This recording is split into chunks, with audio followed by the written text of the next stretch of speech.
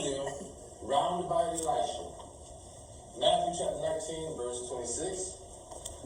But Jesus looked at them and said to them, with men this is impossible, but with God all things are possible. 1 Corinthians 10 and 13. There hath no temptation taken you but such as is common to man, but to God. But God is faithful, who will not suffer you to be tempted above that ye are able, but will with the temptation also make a way to escape, that ye may be able to bear it. Amen. Amen. Temptation. Men of God is the temptation. Great men of God. Tempted. Some gave in to lust. Some gave in to their desire, to their selfish desires and wants and needs. Some gave in and some didn't. Amen. Let's look at King David. King David, the greatest king of Israel. The Lord said to King David, he said, this is a man after my own heart. The man killed thousands of people in war. Thousands. Won many wars. King David, the greatest king of Israel. Okay? King David. King David, one morning, he woke up. He went on his roof, which was back in Israel back then. The top of that roof was flat, so he went out on his roof. So he went out on his roof and he began to look out over the horizon. And he looked out over his horizon and he saw a beautiful woman bathing. Okay? You know, that's for any man that has a desire for women,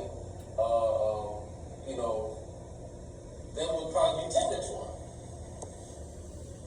David, instead of looking away, instead of turning, instead of going another way, instead of saying, okay, Lord, I take this mess in my mind, deliver me. This is a temptation for me right here. So instead of this happening, David began to look. He began to lust. And we all know that David was full of lust. Anyway, how do we know he's full of lust? Simple. When he was on his dying bed, what did they do? They said, bring us a virgin. Bring us a virgin. Bring us a virgin here by his bedside. Bring us a virgin and we gonna see if David is really dying. So they brought the virgin by his bedside and when they brought the virgin by his bedside, David didn't wake him up. He didn't get in the peck of the step. He didn't come to life. So they said, David's dying. They said, David is dying. The king is dying. He's dying. We know for sure now he's dying. He's won many wars. He's came out of many things. But this time he's dying. Now let me go a little bit deeper. When David was watching her take a bath, okay, it wasn't a regular bath she was taking. So let me go into more depth about how lustful he really was. When she was taking a bath, she was taking a spiritual bath. She was in something that you call a mikvah. She was taking a spiritual bath. Back then, the mikvah is something the Jews used to cleanse, to purify themselves. You go in the church, you see the baptismal pool. You go to a synagogue, you see a mikvah. Back then, she was taking a spiritual bath. And she was taking a spiritual bath,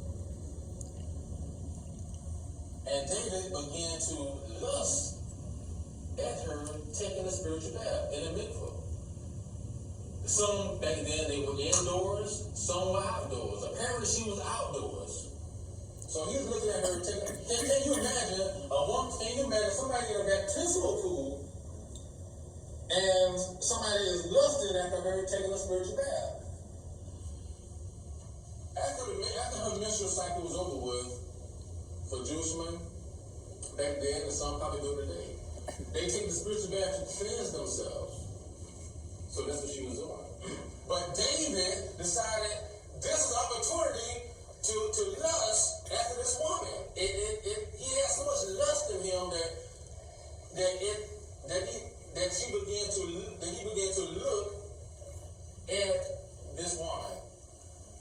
And even the fear of God did not even take control of him to the point he would say, it's bad enough I'm lusting, number one. It's bad enough. That's bad.